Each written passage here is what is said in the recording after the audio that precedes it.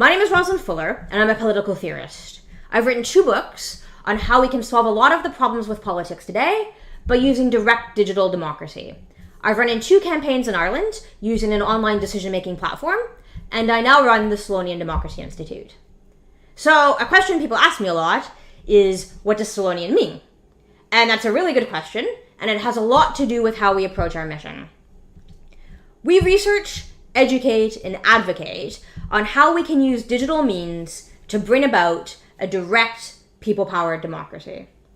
And we don't just do that because digital things are trendy or something like that. Our embrace of technology is very considered and stems from a broad base of knowledge in areas like law, economics, and history. That long-term vision is also reflected in the name of our organization.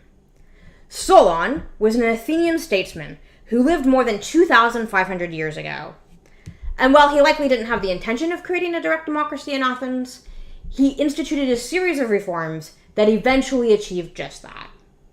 However, Solon himself did not live in a democracy, and neither do we. The issue, therefore, in our view, isn't to improve democracy, but rather to create one in the first place.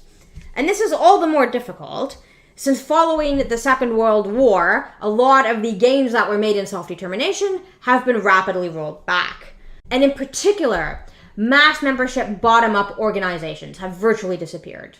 So, for example, charities, universities, newspapers, unions, and above all, of course, political parties have become organized in a much more top-down fashion and with many fewer members involved in decision-making.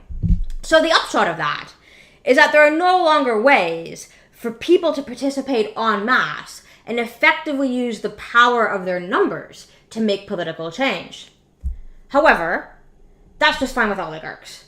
And that's why we hear so often today that democracy is not just about numbers, or not just majority rule. Democracy is exactly about numbers, and democracy is exactly about majority rule. What democracy certainly is not is minority rule, however self-righteous that minority thinks it is. Every one of those numbers is a human being. And the only capital they have is themselves. So that's why they themselves need to be the means of participation. This is how Gandhi got the British to leave India. Not by asking nicely for them to leave, but by channeling the vast number of Indian people's energy into a movement that made it impossible for the British to rule them.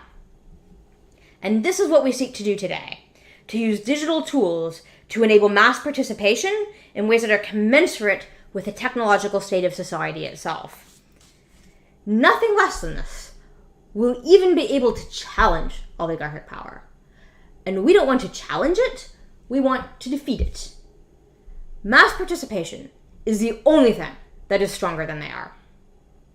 And that's how I became an expert in many of the digital tools that can be used to achieve this.